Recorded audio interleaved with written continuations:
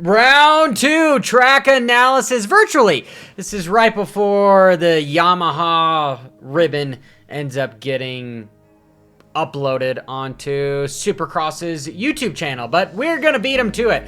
This is what's going to happen. Yes, this is Nostradamus. This is what I feel is a high likelihood.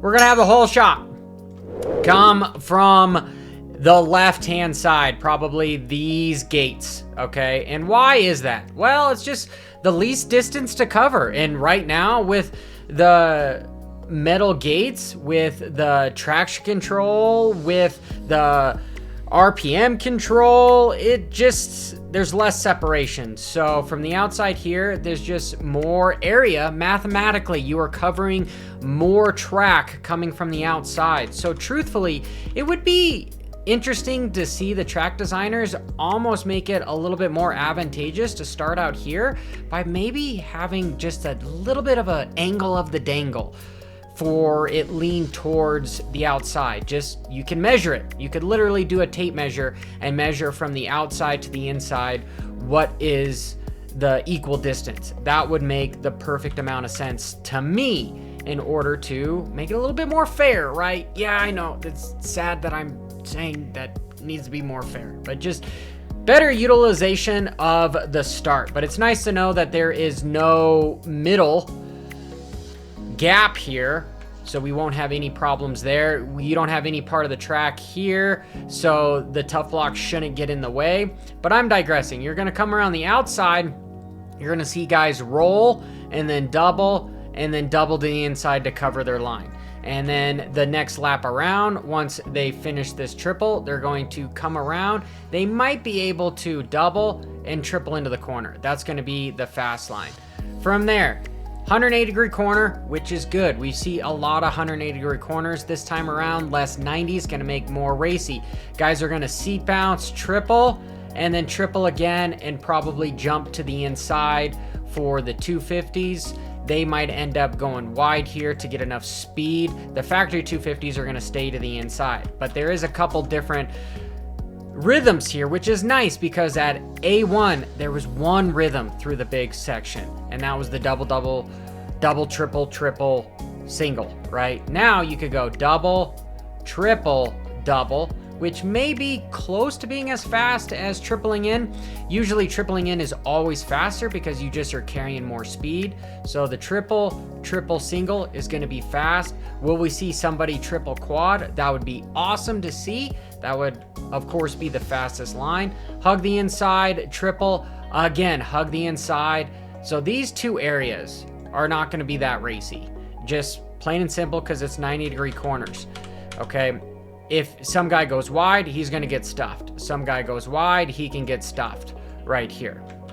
We may see what Deegan was doing in the back section at A1 is step on, step off, triple, single into the corner. But the real race line is going to be this inside, step over, triple, double into the corner, rail the outside, hit the 9 whoops, set yourself up for the outside. Guys like Malcolm Stewart and Sexton and Anderson, who have exceptional whoop speed, can go way to the inside, and you'll see them stuff guys right here. That is a big passing point. That is probably one of the biggest passing points I have for this round, is right after the whoops. And you'll see guys start to hug the outsides, not necessarily go down the direct middle. They'll just end up gravitating towards the inside or the outside. This next section is weird because you triple in, then you're going to do this big quad, right? And then you've got the single here before the finish line. Just doesn't seem very racy. The line is going to be double, step on, step off again, right? I guess that's 2 step-ons. Double, step on, step off. That's the line. There is no really alternative, right? You could triple, quad, but then you have the single. And if you go double, step over, then step over again, that's just slow. Anytime you have the option to step on and then step on again, you're just staying lower. You're getting the motorcycle, the rear wheels, onto the surface area of the track faster. Therefore, you can propel yourself forward. Not this big, cool, big up in the air, take a breather. then finish line into another 90. Into another 90, which is not going to be racy. It's just going to be inside, drift wide, follow the leader all around here. This is too fast of a section. These two are it's just too fast. You're not going to see passes happen here. Not going to see passes happen here. Into another 90, right? Not expecting to see big passes here. Big triple haul butt into the sand. And honestly, I love sand on a Supercross track because it has no business being there. There's definitely some passing points here. Guys going way wide and sneaking to the inside. There may be some moguls that they put in on Friday for press just to slow everybody down from the inside. And here you'll see guys jump, then maybe double, triple into that inside.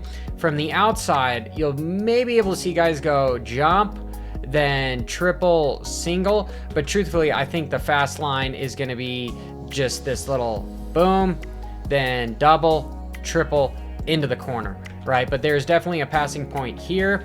There is a big passing point here through the whoops, cutting somebody off, passing point here, and a passing point through the big rhythm section, just because you can have alternate lines here. Don't really see much of a passing point through this section, through this corner, through this section, through this section. Definitely not in these 90s, right? Maybe again, passing point before you enter the whoops. So we have 1, 2, 3, 4. So it's fairly 50-50. I just would like to see a racetrack that has more than half the area being able to really make passes. But again, these guys can do something.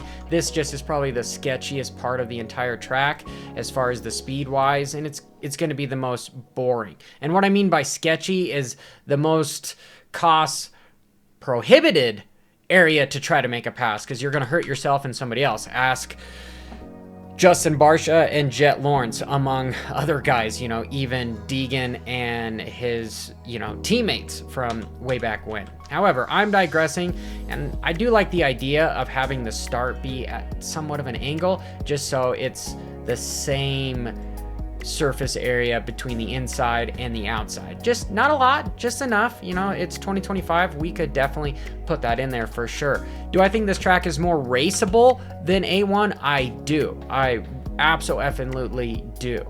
And on that note, I should probably put in some picks right now. With Sexton being a plus 700, I honestly want to say Sexton's going to win it again, truthfully. I do. And Deegan for the 250 class. Let me know what you think in the comments below. And as always, hit that subscribe button, notification icon. Until next time, this is Johnny Hopper. Ba-ra-da-da-da-da.